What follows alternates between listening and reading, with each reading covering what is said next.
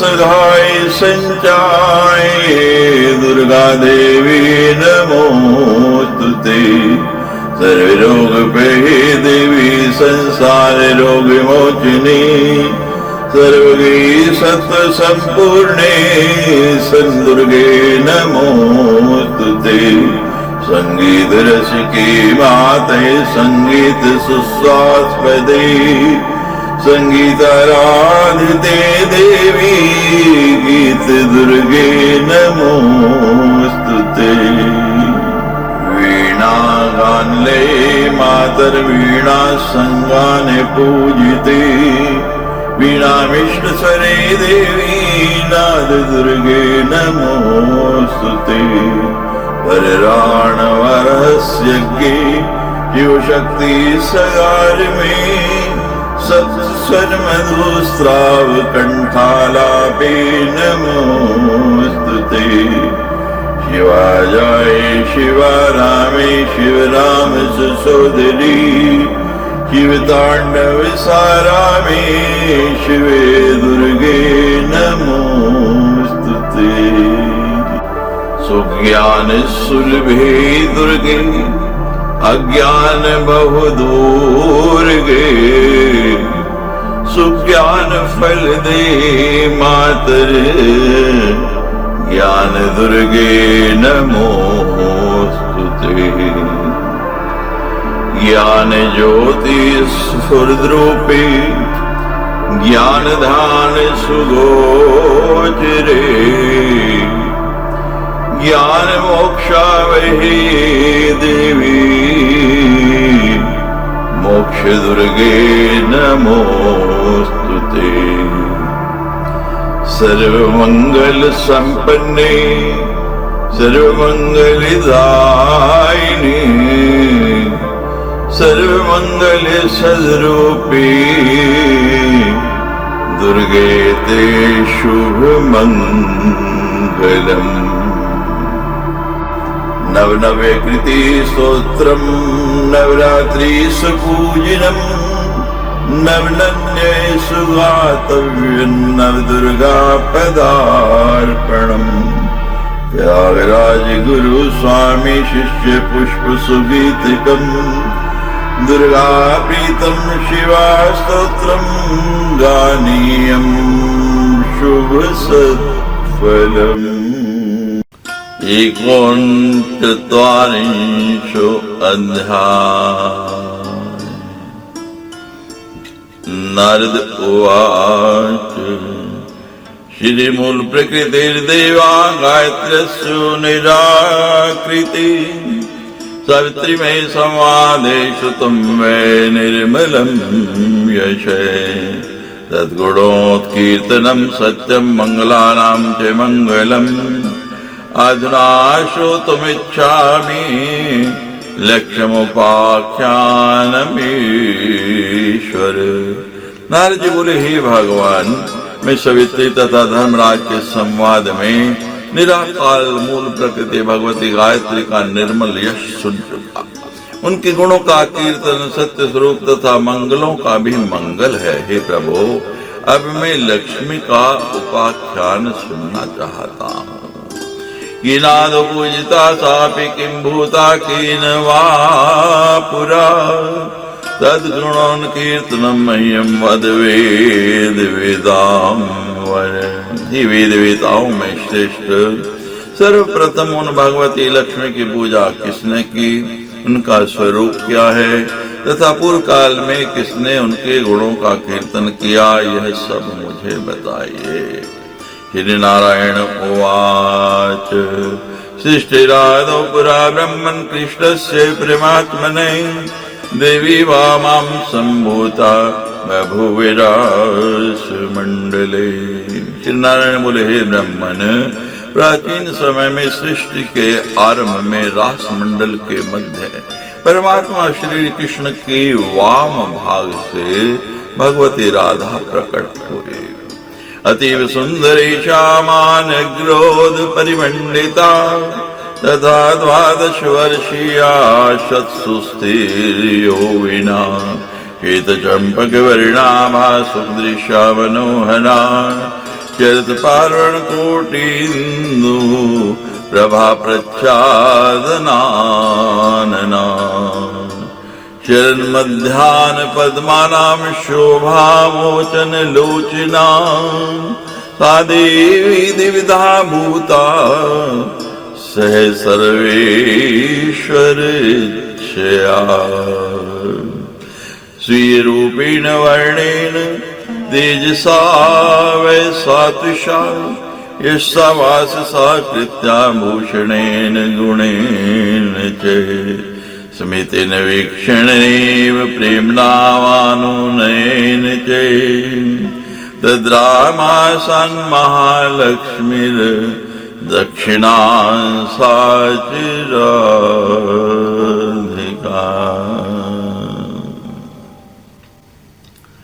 विभक्ति लावण्य संपन्न तथा अत्यंत सुंदर थे।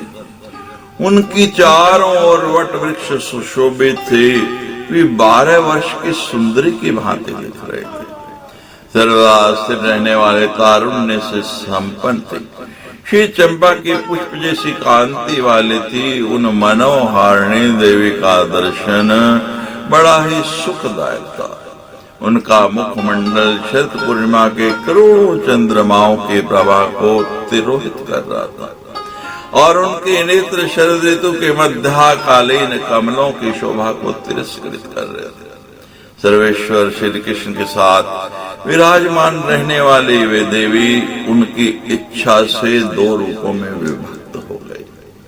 वे दोनों ही देवियां अपने रूप, वर्ण, तेज, आयु, कांति, यश, वस्त्र, कृत्याभूषण, गुण, मुस्कान, अवलोकन, प्रेम तथा अनुनय विनय आदि में समान थी। उनके बाएं अंग से महालक्ष्मी आविर्भूत हुई तथा दाहिने अंश से राधिका स्वयं ही विद्यमान रहे। राधोवर्यामास द्विभुञ्जै परात्परम् महालक्ष्मी तत्पश्चात् च क्रमे कमनीयनम् गिरिनाथ निधारूप बभूवः दक्षिणांश चतुर्भुजो वामांश चतुर्भुज। पीली राधिका ने 2 भुजाओं वाले परात्पर श्री कृष्ण को पति रूप से वर्ण किया। तत्पश्चात महालक्ष्मी ने भी उन्हें मनोहर श्री कृष्ण को पति बनाने की इच्छा प्रकट की। तब उन्हें गौरव प्रदान करने के विचार से वे श्री कृष्ण भी 2 रूपों में विभक्त हो गए। वे अपने दाहिने अंश से 2 भुजाचारी श्री कृष्ण बने रहे और बाएं अंश से 4 भुजा वाले श्री विष्णु हो गए। उसके बाद वे भुज श्री कृष्ण ने चतुर्भुज विष्णु को महालक्ष्मी समर्पित कर दे। चतुर्भुजाय द्विभुजो महालक्ष्मी ददो पुरा लक्ष्यते दृश्यते विश्वं स्निग्ध दृष्टाय आनिशम् देवी भूता च महति महालक्ष्मी समृता राधा कांत च द्विभुजो लक्ष्मीकांता च चतुर्भुजा। जो भगवती अपनी स्नेहमयी दृष्टि से निरंतर विश्व की देखभाल करती रहती, वे अत्यंत महत्वशालिनी होने के कारण महालक्ष्मी कही गई। इस प्रकार 2 भुजाओं वाले श्री कृष्ण राधा के पति बने और चतुर्भुज श्री विष्णु महालक्ष्मी के पति हुए। शुद्ध स्वरूपा च गोपीर्गोपीभिरावृता चतुर्भुजश्च वैकुंठं प्रयो पद्मे आसहे सर्वांशिन समोतो 2 कृष्ण नारायणो परो महालक्ष्मी च योगिन नाना रूप बभूविसा वैकुंठे च महालक्ष्मी परिपूर्णतमा रमा शुद्ध सत्व स्वरूपा च सर्व सौभाग्य संयुता। शुद्ध सत्स्वरूपणी भगवती श्री राधा गोप और गोपिकाओं से आवृत होकर अत्यंत शोभा पाने लगी। और चतुर्भुज भगवान विष्णु लक्ष्मी के साथ वैकुंठ चले गए। परात्पर श्री विष्णु और कृष्ण ये दोनों ही समस्त अंशों में समान हैं। भगवती महालक्ष्मी युग बल से नाना रूपों में विराजमान हुई। वे ही भगवती परिपूर्णतम परम शुद्ध स्वरूपा महालक्ष्मी नाम से प्रसिद्ध हो संपूर्ण सौभाग्यों से संपन्न होकर वैकुंठ लोक में निवास करने लगे। रेवणा साचे प्रधाना च सर्वासु रमणीषु च स्वर्गेषु स्वर्गलक्ष्मीश्च चक्र संपत्ति स्वरूपिणी पाताले नागलक्ष्मीश्च राजलक्ष्मी च राजसु गृहलक्ष्मीर्गृहेष्वेव गृहाणां च कलांशतः। वे प्रेम के कारण समस्त नारियों में प्रधान हुई। वे भगवती इंद्र की विभव स्वरूपा होकर स्वर्ग में स्वर्ग लक्ष्मी नाम से प्रसिद्ध हुई।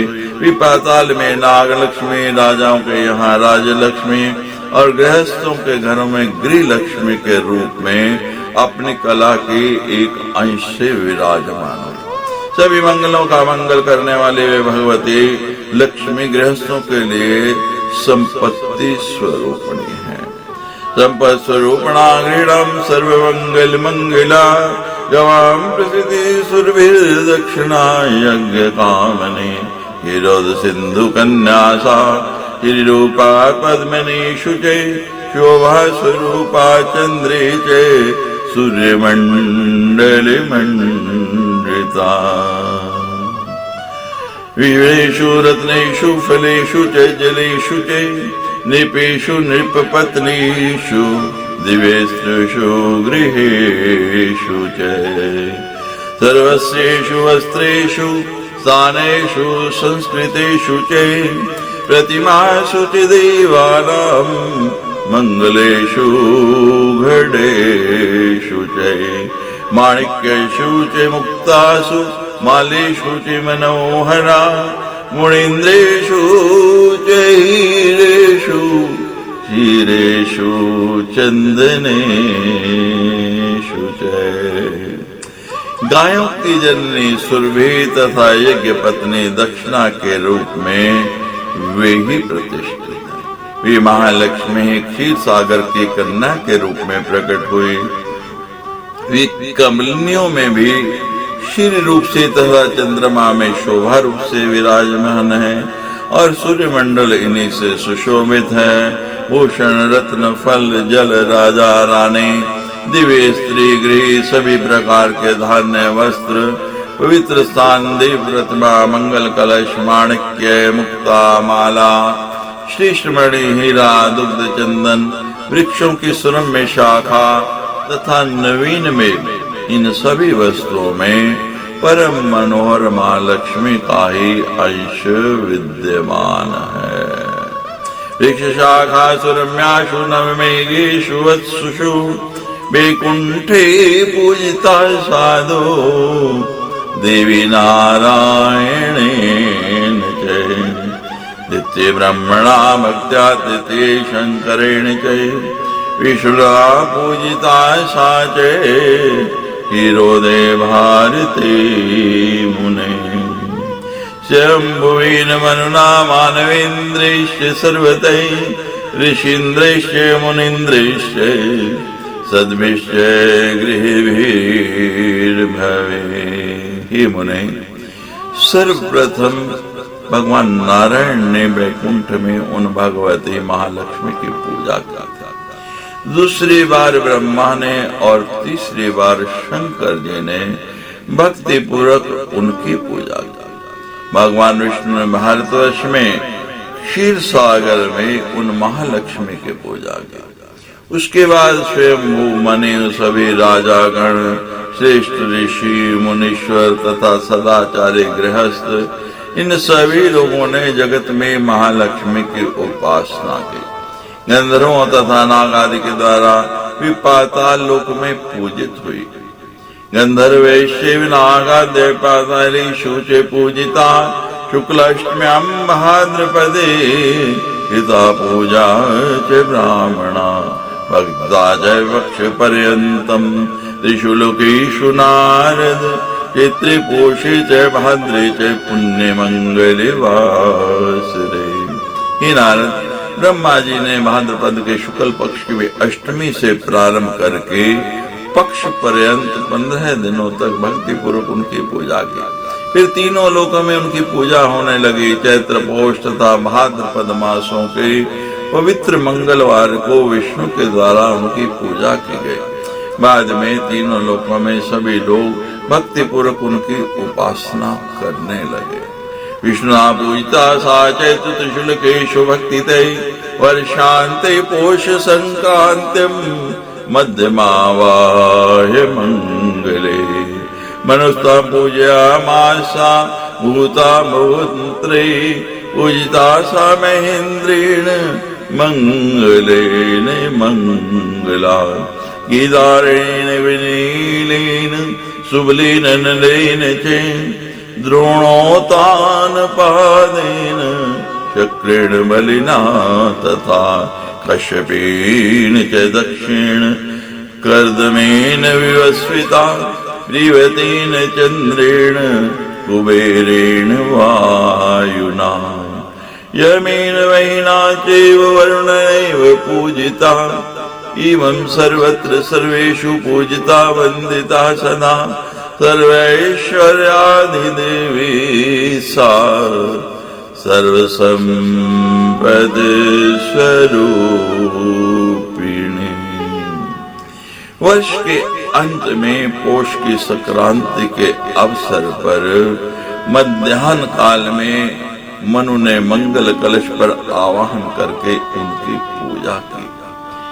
उसके बाद वे भगवती तीनों लोकों में पूज्य हुए। इंद्र के द्वारा वे पूजित हुई। मंगल देवी और मंगलमयी भगवती की पूजा की। उसके बाद केदार, नील, सुबल, नल, ध्रुव, उत्तान, बाल, शक्र, बलि, कश्यप, दक्ष, कर्दम, विवस्वान, प्रीवत, चंद्र, कुबेर, वायु, यम, अग्नि और वरुण ने उनकी उपासना की। इस प्रकार समस्त ऐश्वर्यों की अधिष्ठात्री देवी तथा समग्र संपदाओं की विग्रह स्वरूपिणी वे भगवती महालक्ष्मी सर्वत्र सब लोगों द्वारा सदा पूजित तथा वंदित हुई। श्रीमद्देवी भागवती महापुराणे अष्टादश सहस्रम संहितायां नवम स्कंधे लक्ष्म्योख्यान वर्णनम नाम एकोनचत्वारिंशो अध्याय। सच्चे दरबार की जय।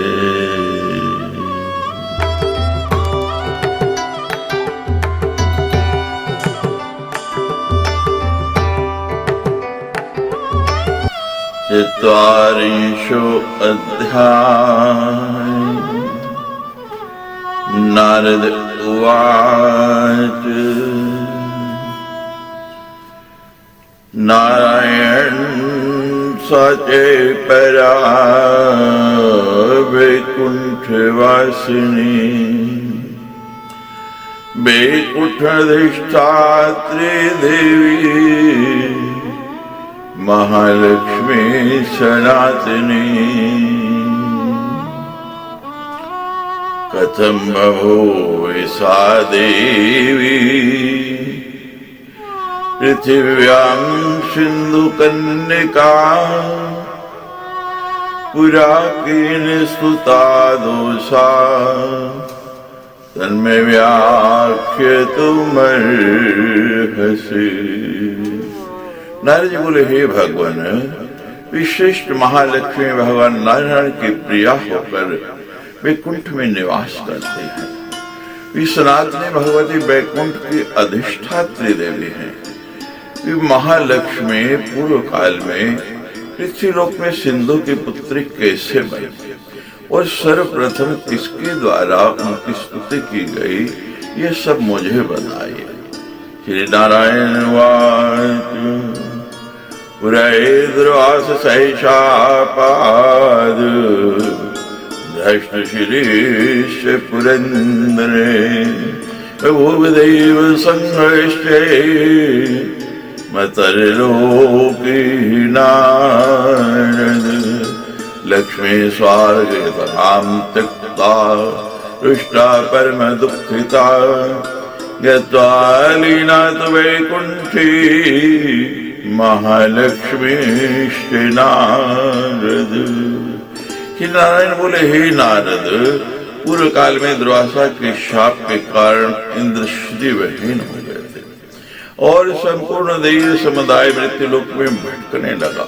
हे नारद, तब कुपित लक्ष्मी ने ईश्वर का परित्याग करके अत्यंत दुखित हो वैकुंठ लोक में पहुंचकर वहां महालक्ष्मी में अपने को विलीन कर दिया। तथा शोकादयो सर्वे दुःखिता ब्राह्मणैः सभाम् ब्राह्मणं च पुरस्कृत्य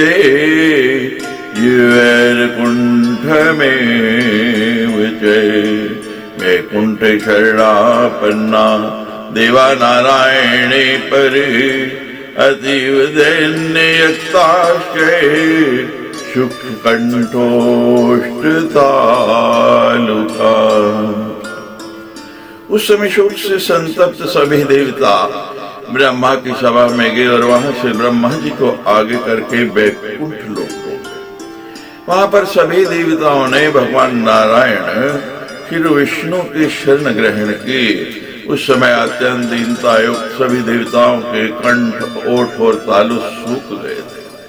तदा लक्ष्मी से कल्याण पुराण पुरुषाज्ञया बभूव सिंधु कन्यासा सर्व संपत्ति स्वरूपिणी तथा मथित्वा क्षीरोदम देवादित्य गणेश संतताश्च महालक्ष्मी विष्णुस्तां च ददर्श।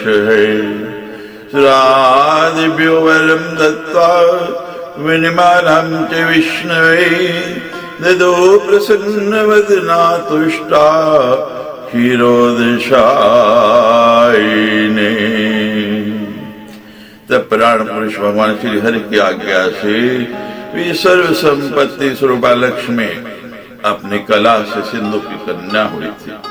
उस समय सभी देवताओं ने दैत्यों के साथ मिलकर के समुद्र मंथन करके महालक्ष्मी की प्राप्ति की थी। भगवान श्री विष्णु ने महालक्ष्मी को प्रेम पूर्वक देखा। तब प्रसन्नता युक्त मुखमंडल वाले परम सुदुष्ट भगवती महालक्ष्मी ने देवता आदि को वर प्रदान करके क्षीर सागर में शयन करने वाले भगवान विष्णु को वनमाला अर्पित कर दी। दिव्यश्चापि स्वर्गस्थं राज्यं प्रापश्च नारद तां संपूज्य शंभोए सर्वत्र निरापदय। ही नारद, देवताओं ने असुरों के द्वारा अपहृत किया गया अपना राज्य पुनः प्राप्त कर लिया। तत्पश्चात भगवती महालक्ष्मी की भली भांति पूजा करके वे देवता सब प्रकार से विपत्ति रहित हो गए। नारद उवाच कथम शिशापि दुर्वासा मुनिश्रेष्ठे कदाचन कीन दोषेण वा ब्राह्मण ब्रह्मिष्ठ तत्वित्पुरा ममन्तु केन रूपेण जलधिन्ति सुरादे कीन स्तोत्रेण वा देवी चक्रम साक्षात् बभूव सा गोवातयोष्टि संवादो बभूव तद्वद् प्रभु। श्री नारायण उवाच मधुपान प्रमत्तश्चे त्रैलोक्ये अधिपति पुरा। नारद जी बोले, हे ब्राह्मण, पूर्व काल में ब्रह्मनिष्ठ तथा तत्व ज्ञानी मुनि श्रेष्ठ दुर्वासा ने कब, क्यों और किस अपराध के कारण इंद्र को शाप दिया था। उन देवता आदि ने किस रूप से समुद्र का मंथन किया, किस स्तोत्र से प्रसन्न होकर भगवती लक्ष्मी इंद्र के समक्ष प्रकट हुई और उन दोनों के बीच क्या संवाद हुआ। हे प्रभु, ये सब आप मुझे मुझे बताइए। क्रीडां चकार रयसि रम्या सह कामुकै हित्वा क्रीडनं तथा सार्धं कामुकैर्हितमानसे। श्री नारायण बोले, हे नारद, प्राचीन काल की बात है, तीनों लोगों के अधिपति इंद्र मधुपान से प्रमत्त और कामासक्त होकर के रंभा के साथ एकांत में विहार कर रहे थे। उस काम की अप्सरा के साथ क्रीड़ा करने से उनका मन मोहित हो गया था। इस प्रकार कामदेव से मथित मन वाले वह इंद्र उसी महावन में स्थित थे। तस्थो तत्र महारण्ये कामोन्मथित मानसे कैलाश शिखरे यान्तम् वैकुण्ठादिशि सततं ध्रुवासवं ददर्शेन्द्रो ज्वलन्तं ब्रह्मतेजसा ग्रीष्ममध्याह्नमार्तण्ड सहस्रप्रभामैश्वरम् प्रपन्त काञ्चनाकारं जटाभारमहोज्ज्वलं शुक्लयज्ञोपवीतं च हिरदण्डोकमण्डलं महाज्वलं च तिलकं विविधनं चेतुसन्निधं संवितं शिष्यलक्षर्वे।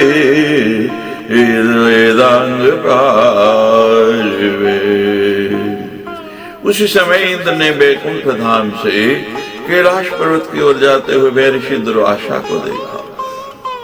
उनका शरीर ब्रह्म तेज से दीप्यमान था। ऐश्वर्य संपन्न वे ग्रीष्म ऋतु के मध्य कालीन हजारों सूर्य के प्रभाव से युक्त थे। उनका अत्यंत स्वच्छ जटाजूट प्रतप्त स्वर्ण के समान प्रकाशमान था। वे श्वेत वर्ण का यज्ञोपवीत धारण किए हुए थे। उन्होंने अपने हाथों में तीर दंड तथा कमंडल धारण कर रखा था। वे अपने ललाट पर चंद्रमा के समान प्रतीत होने वाला अत्यंत उज्जवल तिलक धारण किए हुए थे। वेद वेदांत के पारगामी लाखों शिष्य उनके साथ विद्यमान थे। दृष्टानाम शिरसा संप्रप्ते पुरंदरे शिष्य वर्गे तथा भक्त्या तुष्टावचे मुदान्वितम् मुनिनां च शिष्येण दत्ता तस्मै शुभाशिषे विष्णुदत्तं पारिजात पुष्पं च सुमनोहरम्। उन्हें देखकर अति प्रसन्न प्रमत्त इंद्र ने सिर झुकाकर मुनि तथा शिष्यवर को प्रणाम किया और प्रसन्न होकर उनकी स्तुति की। तब शिष्यों सहित मुनि दुर्वासा ने इंद्र को शुभ आशीर्वाद दिया। साथ ही उन्होंने भगवान विष्णु द्वारा प्रदत्त परम मनोहर पारिजात पुष्प भी उन्हें समर्पित किया। तज्जरो मृत्युघ्नम शोकघ्नम मोक्षकारकम चकै पुष्पं गृहीत्वा च प्रवृत्तो राज संपदा पुष्पं च न्यस्तस्य मासु तदैव करिमस्तके हस्ते तस्पर्शमात्रेण रूपेण च गुणेन च तेजसा वैसा तस्मात् विष्णुतुल्यो बभूवः त्यक्ता शक्रं गजेन्द्रश्च जगाम घोरिकानकम्। तब बुढ़ापा, रोग, मृत्यु तथा शाप का नाश करने वाले और मोक्ष प्रदान करने वाले उस पुष्प को लेकर के राज्य संपदा से मनोन्मत्त इंद्र ने उस ऐरावत हाथी के माथक पर फेंक दिया। उस पुष्प का स्पर्श होते ही वह ऐरावत हाथी रूप, गुण, तेज तथा आयु में अकस्मात भगवान विष्णु के तुल्य हो गया। तब इंद्र को छोड़कर वह गजराज घोर वन में चला गया। हे मुने, अपने तेज बल से संपन्न इंद्र उस ऐरावत को रोक पाने में समर्थ नहीं हो सके। नैषाकमेन्द्र संरक्षितं तेजसा मुने तप्त पुष्पं त्यक्तवन्तं चे दृष्टा शुक्रम मुनीश्वरे। तब इंद्र ने उस पुष्प का तिरस्कार किया है, ऐसा जानकर मुनीश्वर दुर्वासा अत्यंत कुपित हो उठे और रोष में आकर उन्होंने शाप देते हुए कहने लगे, तमुवाच महारुष्टैष शापचैषुषान्विते मुनिरुवाच अरे श्रिया प्रमदस्त्वं कथं मामवमन्यसे मद्दत्त पुष्पं दत्तं च गर्वेण करिमस्तके विष्णो निवेदितं चैव नैवेद्यं वा फलं जलम्। मुनि बोले अरे राजश्री के अभिमान से प्रमत्त होकर तुम मेरा अपमान क्यों कर रहे हो? मेरे द्वारा दिए गए पुष्प को तुमने गर्वित होकर हाथी के मस्तक पर फेंक दिया। श्री विष्णु को समर्पित किए हुए नैवेद्य फल अथवा जल के प्राप्त होते ही उनका उपभोग करना न जाए, उनका त्याग करने से वह ब्रह्म हत्या के पाप का भागी होता है। प्राप्ति मात्रेण भोक्तव्यं त्यागेन ब्रह्म भवेत्। भ्रष्ट श्री भ्रष्ट बुद्धि से भ्रष्टो भवेत् से यत्यजेद विष्णु नैवेद्यम भाग्योनोपस्थितं शुभम। प्राप्ति मात्रेण यो भुक्ति भक्ता विष्णु निवेदितम्।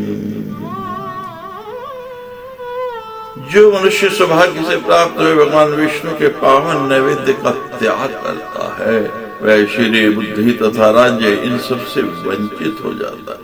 जो भक्त श्री विष्णु के लिए अर्पित किए गए नैवेद्य को पाते ही उसे ग्रहण कर लेता है वे अपने 100 पूर्वजों का उद्धार करके स्वयं भी जीवन मुक्त हो जाता है।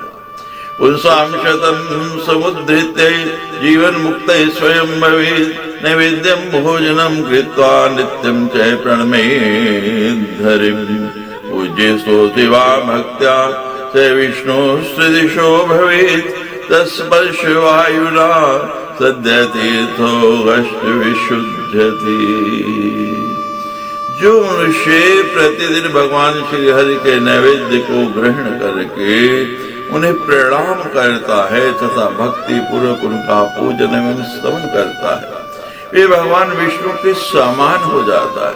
हे मूर्ख, उसका स्पर्श करके चलने वाली वायु का संयोग पाकर तीर्थ समुदाय शीघ्र ही शुद्ध हो जाता है और उसकी चरण रज से पृथ्वी शीघ्र ही पवित्र हो जाती है। तत्पादरसा मूढ़ सद्य पूता विसुंदरा पुष्यल्यान्नं वीरानं शुद्ध साधान्नमेव च युद्धरेर्निवेद्यं च वृथावांसस्य भक्षणं शिवलिंगं प्रदानं च यद्दत्तं शूद्रयाजिना चिकित्सं द्विजान्तं च दीर्लोनं तथैव च यन्ना विक्रियमाणं मन्नं यदन्नं योनिजीविनाम् उच्छिष्टन्नं परिवेशितं सर्वभक्षावशेषितं शूद्रापतिर्जानां च विश्वाद्विजानकम् अदीक्षितजानां च यदन्नं शवदाहिनाम् अगम्यगामिनीं चैव द्विजानामन्मैव च मित्रदुःखं कृतघ्नानम् अन्नं विश्वासघातिनं मिथ्या साक्ष्ये प्रदानं च ब्राह्मणान्नं तथैव च। भगवान श्री हरि को भोग नहीं लगाया हुआ अन्न व्यभिचारिणी स्त्री पुत्र पति पुत्र विहीन स्त्री तथा शूद्र के श्राद्ध अन्न के समान व्यर्थ होता है और वह मांस भक्षण के समान है। शिवलिंग के लिए अर्पण किया हुआ अन्न शूद्रों के यहाँ यज्ञ कराने वाले ब्राह्मण के द्वारा प्रदत्त अन्न, चिकित्सा वृत्ति में लगे ब्राह्मण का अन्न, देवल कन्या विक्रय तथा वेश्याओं की वृत्ति पर आश्रित रहने वाले पुरुषों का अन्न, उच्छिष्टवासी तथा सबके भोजन कर लेने पर बचा हुआ अन्न, शूद्रपति द्विज, वृषवाहे द्विज, दीक्षाहीन द्विज, शिवदाही शवदाही अगम्य स्त्री के साथ गमन करने वाले द्विज मित्रद्रोही विश्वासघाती कृतघ्न तथा झूठी गवाही देने वाले और तीर्थ प्रतिग्राही ब्राह्मणों का अन्न ग्रहण करने वाले, ये सभी भगवान विष्णु का नैवेद्य भक्षण करने से शुद्ध हो जाते हैं। उस नैवेद्य की इतनी महिमा है। इति सर्वे विशुद्धन्ते विष्णु नैवेद्य भक्षणात् शपष्टते विष्णु सेवी वैशानाम कोटिमुद्धरेत्। हरिर्भक्तो मुनिजयस्वं च रक्षितुमक्षमम् अज्ञानादिगृहाति विष्णु निर्माल्ये विजय। सप्तजन्मार्जित पापात् मुच्यते नात्र संशये ज्ञात्वा भक्त्या च गृह्णाति विष्णु नैवेद्यमेव च। कोटि जन्मार्जित पापान् मुच्यते निशितं हरे यत्तस्मात् स्थापितं पुष्पं गर्वेण करिमस्तके। तस्मात् पुरुषं परित्यज्य यातु लक्ष्मी हरिपदं नारायणस्य भक्तोऽहं न विभो मे सुरानिधे। यदि चंडाल भी भगवान विष्णु की उपासना करता है तो वह भी अपने करोड़ों पीढ़ियों का उद्धार कर देता है। भगवान श्री के हरि की भक्ति न करने वाला मनुष्य स्वयं अपनी भी रक्षा करने में असमर्थ रहता है। यदि कोई मनुष्य अनजाने में श्री विष्णु का नैवेद्य ग्रहण कर लेता है, वे अपने 7 जन्मों के अर्जित पापों से मुक्त हो जाता है, इसमें संदेह नहीं है। जो ज्ञान पूर्वक भक्ति के साथ भगवान विष्णु का नैवेद्य ग्रहण करता है, वे तो करोड़ों जन्म के अर्जित पापों से मुक्त हो जाता है। यह निश्चित है। हे इंद्र, तुमने जो अभिमानवश इस पारिजात पुष्प को हाथी के मस्तक पर फेंक दिया है, इस अपराध के कारण लक्ष्मी जी तुम लोगों का परित्याग करके भगवान श्री हरि के लोक में चली जाए। कालन मृत्युरातश्चे कानन्यान् गणयामि च किमर्करिष्यति ते तात कश्यपश्च प्रजापति गुरु बृहस्पति गुरुशैव निशंकस्य च मे हरे इदं पुष्पं यस्य मूर्धनि तस्यैव पूजनम परम। मैं नारायण का भक्त हूँ। मैं देवता ब्रह्मा काल मृत्यु तथा जरा से भयभीत नहीं होता, तो फिर अन्य किन लोगों की गिनती करूं? हे इंद्र, तुम्हारे पिता प्रजापति कश्यप और गुरु बृहस्पति मुझ निशंक की क्या करिए? यह पारिजात पुष्प जिसके सिर पर रहता है, उसी की पूजा श्रेष्ठ माने जाते हैं। इति श्रुत्वा चरणं मुने उच्चैर्रोदिशोकार्ते तमुवाच व्याकुले। ये सुनकर के देवराज इंद्र मुनि दुर्वासा के चरण पकड़कर शोक संतप्त तथा भय से व्याकुल हो उच्च स्वर से रोने लगे और उनसे कहने लगे, महेंद्रवाच दत्तमुचित शापो मह्यं मायापहि प्रभु एतां न याचे संपत्तिं किंचन ज्ञानं च देहि मे।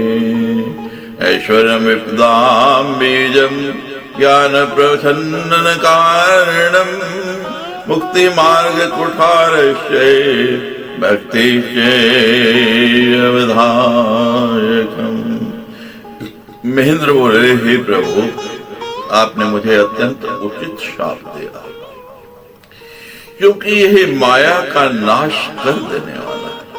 मैं अपने अपहृत संपत्ति की याचना नहीं कर रहा हूं, आप मुझे कुछ ज्ञानोपदेश दीजिए, क्योंकि यह लौकिक ऐश्वर्य समस्त विपत्तियों का बीज स्वरूप है, ज्ञान का आच्छादन करने वाला है, मुक्ति मार्ग का कुठार है तथा भक्ति में व्यवधान उत्पन्न करने वाला है। मुनिर्वाच, जन्म मृत्यु जरा शोक रोग बीजांकुरम परम, संपत्ति तिमिरांधस्य मुक्ति मार्गम न पश्यति, समत्पन्नो विमूढस्य सुरामत्ता सैविचे, बान्धवैर्वेष्टितैः सोऽपि बंधुत्वेनैव हरे। मुनि बोले, है ऐश्वर्य, जन्म मृत्यु जरा शोक और रोग के बीज का महान अंकुर है। संपत्ति के घोर अंधकार से अंधा बना हुआ मानव मुक्ति का मार्ग नहीं देख पाता है। हे इंद्र, जो मूर्ख संपत्ति से उन्मत्त है, उसको वास्तव में मदिरा पान से भी प्रमत्त समझना चाहिए। बंधु बांधव उसे बंधु समझकर सदा घेरे रहते हैं। संपत्ति मदवत्तश्च विषयानंदश्च विह्वलय, महाकामी राज के सत्त मार्गम न पश्यति, विदो विषयानंदश्च राजसत्ताम संवृते, अज्ञानशस्त्रास्तमत्तश्च शास्त्रज्ञो राजसे समृते। संपत्ति के मध्य में उन्मत्त वह व्यक्ति विषयांध विवल महाकामी और राजसिक होकर सात्विक मार्ग का अवलोकन नहीं कर पाता है। विषयांध भी राजस तथा तामस भेद से दो प्रकार का बताया गया है। शास्त्रहीन से, शास्त्र ज्ञान से हीन व्यक्ति को तामस तथा शास्त्रज्ञ को राजस कहा गया है।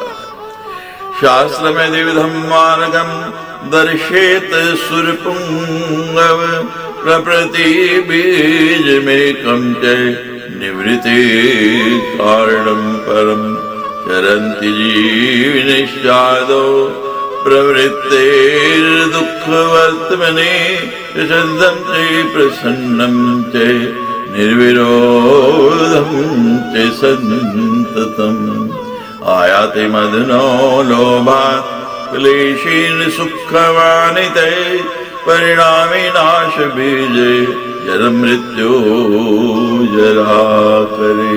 हे श्रेष्ठ, शास्त्र में दो प्रकार के मार्ग दिखलाता है। एक संस्कृति का हेतु है तथा दूसरा निवृत्ति का कारण कहा गया है। पहली प्रवृत्ति बीज रूपी दुखमय मार्ग पर सभी प्राणी स्वच्छंद तथा प्रसन्न होकर निर्विरोध भाव से निरंतर चलते रहते हैं, जिसे मधु के लोभ से भौरा अत्यंत सुख मानकर कलेश के साथ पुष्पों पर आता है, वैसे ही मनुष्य परिणाम में विनाश के बीज स्वरूप तथा जन्म मृत्यु जरा के आश्रय स्वरूप इस प्रवृत्ति मार्ग पर अग्रसर होता है। अनेक जन्म पर्यंतम कृत्वा च भ्रमणं मुदा, स्वकर्म विहितायं च नानायोन्यं क्रमेण च, ततश्शेषानुग्रहात् तत्संगं लभते चिसे, सहस्रेषु शतशेको भवावधि पार कारणम्। प्रसन्नता पूर्वक अनेक जन्मों तक अपने किए हुए कर्म के परिणाम स्वरूप नाना प्रकार की योनियों में क्रमशः भ्रमण करने के पश्चात भगवान की कृपा से ही सैकड़ों तथा हजारों प्राणियों में से कोई बिरला ही संसार सागर से पार करने वाले सत्संग को प्राप्त कर पाता है। साधु तत्व प्रदीपीन मुक्ति मार्ग प्रदर्श्यते तदा करोति यत्नं च जीवो बंधन खंडने अनेक जन्म योगेन तपसा नशेनेन च तदा लभेन मुक्ति मार्गम निर्विघ्नं सुखदं प्रणम। जब कोई साधु तत्व ज्ञान रूपी दीपक से उसे मुक्ति मार्ग दिखा देता, तब संसार बंधन को तोड़ने के लिए जीव प्रयत्न करने लगता है। अनेक जन्मों में किए गए तप तथा उपवास से जब मानव का पुण्योदय होता है, तब वह निर्विघ्न तथा परम सुखप्रद मुक्ति मार्ग को प्राप्त कर पाता है। हे इंद्र, तुम जो बात मुझे पूछ रहे हो उसे मैंने गुरु के मुख से सुना है। इदं श्रुत्वा गुरुवक्त्राद्यत् पृच्छसि पुरंदर मुनेस्तद्वचनं श्रुत्वा वीतरागो बभूवसे वैराग्यम वर्धयामास तस्य ब्राह्मण दिने दिने मुने सानाद गृहं गत्वा ददर्शम् अमरावतीं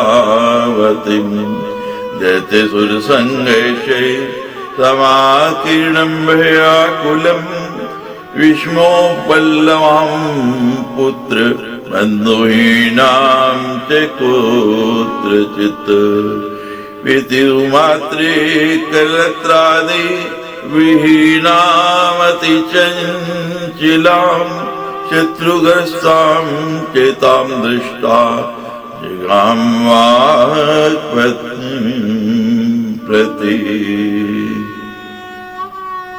हे ब्राह्मण, मुनि दुर्वासा का यह वचन सुनकर देवराज इंद्र राग रहित हो गए और उनके हृदय में दिनों दिन वैराग्य की भावना बढ़ने लगी। तत्पश्चात मुनि के स्थान से अपने भवन में पहुंचकर इंद्र ने देखा कि अमरावती पूरी दैत्यों तथा असुरों से भरे हुए, चारों ओर भय व्याप्त है, सर्वत्र विषमता तथा उपद्रव की स्थिति है। कहीं किसी के पुत्र तथा बंधु बांधव नहीं थे, कहीं किसी के माता पिता और स्त्री आदि ने उनका साथ छोड़ दिया था। चारों ओर हलचल मची हुई तथा संपूर्ण नगरी शत्रुओं से पूर्णतः आक्रांत है। उस अमरावती को स्थिति में देखकर इंद्रदेव गुरु बृहस्पति के पास गए। चक्रो वंदाकिनी तीरे ददर्श गुरुमीश्वरम ध्यायमानं परमं ब्रह्म गंगातो स्थितं परम सूर्याभिमुखं पूर्वमुखं च विश्वतोमुखं साश्रुनेतं पुलकिनं परमानंद संयुतं वरिष्ठं च गरिष्ठं च धर्मिष्ठं श्रेष्ठ सेवितं प्रेष्ठं च बन्धुर्गाणाम् अतिश्रेष्ठं च ज्ञानिनां ज्येष्ठं च भातृवर्गाणाम् अनिष्टं सुरवैरेण्यं दुष्टां गुरुजपन्तं च तत्रतस्थो सुरेश्वरे। मंदाकिनी के तट पर पहुंचकर देवराज इंद्र ने देखा कि गुरुदेव बृहस्पति पूर्व की ओर सूर्य के अभिमुख हो गंगा जल में खड़े होकर सर्वतोमुख पर ब्रह्म परमात्मा का ध्यान कर रहे हैं और पुलकित तथा प्रसन्नता युक्त उनके नेत्रों से अश्रु गिर रहे हैं।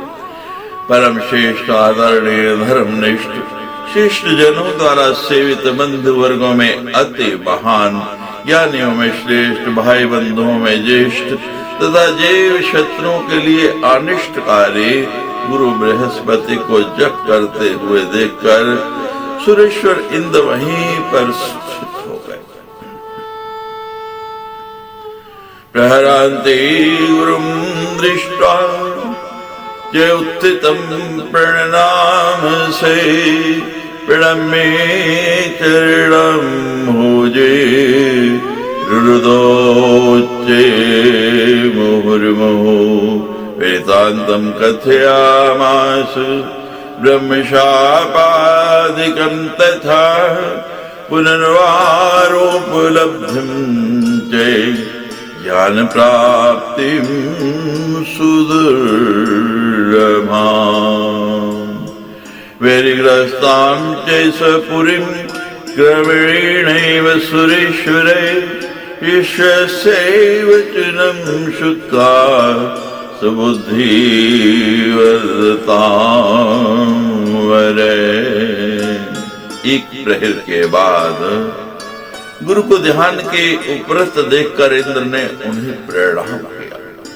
तत्पश्चात उनके चरण कमल में मस्तक झुका करके इंद्र उच्च स्वर से बार बार विलाप करने लगा।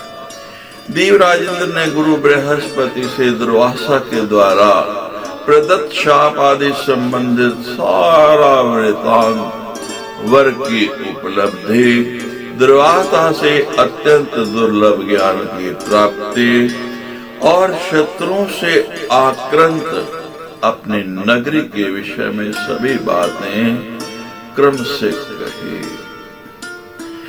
बृहस्पतिर्वाचेदं काम संरक्ति लोचने गुरुर्वाच श्रुतं सर्वं सुरश्रेष्ठ मारोदरिर्वचनं शृणु।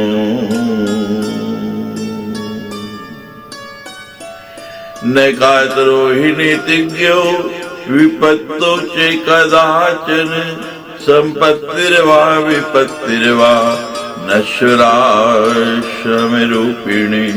पूर्वस्य कर्मायता च स्वयं कर्ता तयोरपि सर्वेषां च भवत्येव शश्वजन्मनि जन्मनि चक्रनेमि क्रमेणेव तत्र का परिवीवना उक्तम हे स्वीकृतं कर्म भुजते अखिल भारते।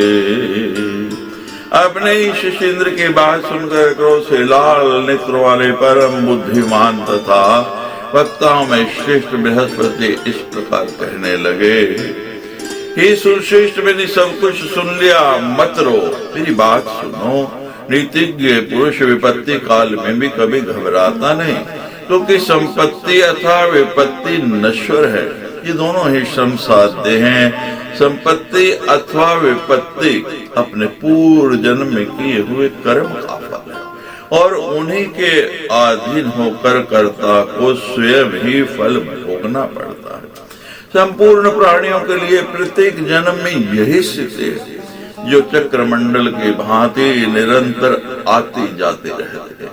अतः इस विषय पे चिंता करने की क्या आवश्यकता है।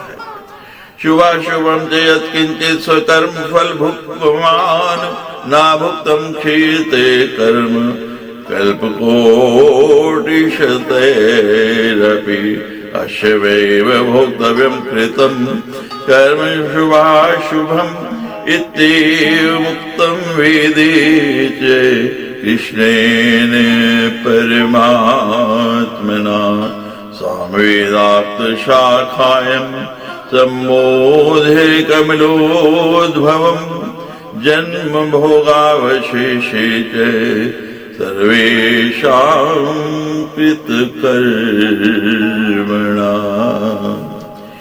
ऐसा कह गया है कि संपूर्ण भारत में अपने द्वारा किए गए कर्मों का फल भोगना ही पड़ता है। शुभ अथवा अशुभ जो कुछ भी कर्म मनुष्य करता है वे उसे भोगता है। सैकड़ों करोड़ों कल्प बीत जाने के बाद भी बिना भोगे हुए कर्मों का क्षय नहीं होता। अपने किए हुए शुभ शुभ कर्म का फल अवश्य भोगना ही पड़ता है। ऐसा परमात्मा श्री कृष्ण ने ब्रह्मा जी को संबोधित करके सामवेद की शाखा में कहा है। किए हुए संपूर्ण कर्मों का भोग शेष रह जाने पर उन प्राणियों का कर्मानुसार भारतवर्ष में अथवा अन्यत्र जन्म होता रहता है। अनुरूपम ही तेषां च भारतीय अनंत्र कर्मणा ब्रह्म शापम च कर्मणा च शुभाशिषम कर्मणा च महालक्ष्मी लवेदन्निच कर्मणा कोटि जन्मार्जित कर्म जीवनाम अनुगच्छते। अपने किए हुए शुभाशुभ कर्म का फल अवश्य भोगना पड़ता है। ऐसा परमात्मा श्री कृष्ण ने ब्रह्मा जी को प्राणी कर्म से ही ब्रह्म शाप, कर्म से ही शुभ क्षीरवाद, कर्म से ही महालक्ष्मी और कर्म से ही दरिद्रता प्राप्त करता है। ये पुरंदर करोड़ों जन्मों के संचित कर्म प्राणी के पीछे उसकी छाया के भांति लगे रहते हैं और बिना भोगे उस प्राणी को कभी नहीं छोड़ते। नहीं तेजरा भोगम तच्चाएव पुरंदर काल भेदे देश भेदे पात्र भेदे च कर्मणाम न्यूनातिक भावोपि भवेदे विहि कर्मणा वस्तुदानेन वस्तुनाम समम पुण्यम दिने दिने। काल देश और पात्र के भेद से कर्मों की न्यूनाधिक भाव हुआ ही करता है। साधारण समय में दान में दी गई वस्तुओं का साधारण फल होता है। यदि किसी विशेष पुण्य दिन में कोई वस्तु दान की जाती है तो उसका फल साधारण दिन की अपेक्षा करोड़ों गुना उससे भी अधिक या असंख्य गुना प्राप्त होता है। दिन भेदे गुणमक्षम चै ततो अधिकम समेशेते वस्तुनां दाने पुण्यम समम सुर। देश भेदे गुणम संख्यम वा ततोऽधिकं समे पात्रे समं पुण्यम वस्तुनां कतुरेव च। पात्र भेदे सद्गुणं संख्यम वा ततो अधिकम यथा फलन्ति सस्यानि नन्योनाप्यधिकानि च। उसी प्रकार हे इंद्रदेव काल देश और पात्र के भेद से कर्मों का न्यूनाधिक भाव हुआ करता है। साधारण समय में दान दी गई वस्तु का साधारण फल होता है। यदि किसी विशेष दिन कोई वस्तु दान में दी जाती है तो उसका फल साधारण दिन की अपेक्षा करोड़ों गुना उससे भी अधिक या असंख्य गुना प्राप्त होता है। उसी प्रकार हे इंद्रदेव साधारण स्थान में दान में दी गई वस्तु का साधारण पुण्य होता है, किंतु देश भेद के अनुसार किसी विशेष स्थान में दान का फल करोड़ गुना या उससे भी अधिक संख्य गुना होता है। साधारण पात्र को दान देने पर उन वस्तुओं का दान करने वाले को साधारण पुण्य मिलता है, किंतु किसी विशेष पात्र को दान देने से उसकी अपेक्षा 100 गुना या उससे अधिक असंख्य गुना हो जाती है। कष्काणाम क्षेत्र भेदे पात्र भेदे फलम तथा सामान्य दिवसे विप्रदानम संफलम भवेत्। जैसे क्षेत्र भेद से भिन्न भिन्न खेतों में बीज बोने पर किसानों के लिए कम या अधिक धान्य उत्पन्न होते हैं, वैसे ही पात्र भेद से दान देने पर दाता न्यून अधिक फल प्राप्त करता है। अमायम रवि संक्रांत्यम फलम शतगुणम भवेत् चातुर्मास्यम पौर्णमास्यम अनंतम फलमेव च। ग्रहणे शशिने कोटि गुणम च फलमेव च। सूर्यस्य ग्रहणे वापि ततो 10 गुणम भवेत्। अक्षायाम अक्षयम तद संख्यम फलमुच्यते। एवं पुण्याहे फलाधिक्यम भवेदिति। यथा दाने तथा स्नाने जपिन पुण्य कर्मसु एवं सर्वत्र बोधव्यम नराणाम कर्मणाम फलम। सामान्य दिन में ब्राह्मण को दिए हुए दान का सामान्य फल होता है, किंतु अमावस्या तथा सूर्य संक्रांति को दान देने से 100 गुना फल होता है और चातुर्मास्य में तथा पूर्णिमा तिथि को दिए गए दान का अनंत फल होता है। चंद्र ग्रहण के अवसर पर दान देने से करोड़ गुना फल प्राप्त होता है तथा सूर्य ग्रहण के समय पर दिए गए दान का फल उससे भी 10 गुना अधिक होता है। अक्षय तृतीया को दिया गया दान अक्षय होता है और उसका अनंत फल कहा गया है। इसी प्रकार अन्य पर्व दिनों में भी फलों की अधिकता हो जाती है। जिस प्रकार दान के फल में आधिक्य हो जाता है, उसी प्रकार स्नान जप तथा अन्य पुण्य कार्यों में भी होता है। मनुष्य के लिए कर्म फल के विषय में इसी प्रकार सर्वत्र समझना चाहिए। यथा दंडेन चक्रेण शरावेण भ्रमणेन च कुंभम निर्माति निर्माता कुंभकारो मुदा भुवि। जिस प्रकार पृथ्वीलोक में कुंभकार दंड चक्र शराव और भ्रमण के द्वारा मिट्टी से कुंभ का निर्माण करता है, उसी प्रकार विधाता कर्म सूत्र से प्राणियों को फल प्रदान करता है। तथैव कर्म सूत्रेण फलम धाता ददामि च यस्याज्ञा शिष्टविदं जय नारायणं भज। जय विधाता विधातुश्चै पातु पाता जगत्त्रयी सृष्टु सृष्टा च संहर्तु संहर्ता काल काल के। अतः ही देवराज, जिनकी आज्ञा से इस जगत की सृष्टि हुई है और भगवान नारायण की आप आराधना कीजिए।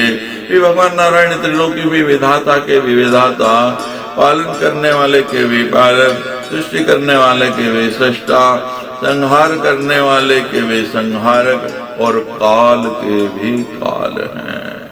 जो मनुष्य इस संसार में घोर विपत्ति के समय में भगवान मधुसूदन का स्मरण करता है, उसके लिए उस विपत्ति में भी संपत्ति उत्पन्न हो जाती है। ऐसा भगवान शंकर ने कहा है। मावित्तो संसारे ये समरेन मधुसूदनम विपत्तो तस्य संपत्तिर्भवेदित्याह शंकर है। इत्येव उक्त्वा तत्त्वज्ञे समालिंगे सुरेश्वरम दत्त्वा शुभाशीषं च इष्टं मोध्यामास नारद। हे नारद, ऐसा कहकर तत्वज्ञानी बृहस्पति ने देवराज इंद्र को हृदय से लगाकर और शुभ आशीर्वाद देकर उन्हें अभीष्ट बात समझा दी। इति श्रीमद्देवी भागवती महापुराणे अष्टादशसहस्रायां संहितायां नवम स्कंधे लक्ष्म्योत्पत्ति वर्णनम नाम 44 अध्याय। सच्चे दरबार की जय।